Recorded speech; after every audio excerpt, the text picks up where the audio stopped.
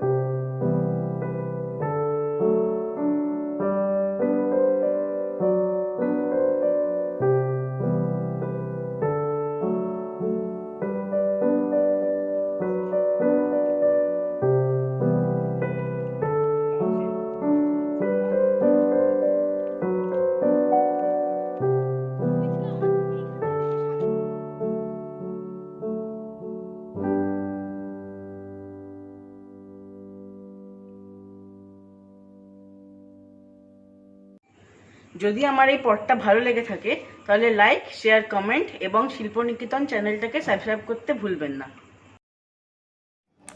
নতুন আপডেট পেতে আমাদের চ্যানেলটিকে সাবস্ক্রাইব করুন এবং পাশের বেল আইকনটিতে ক্লিক করুন।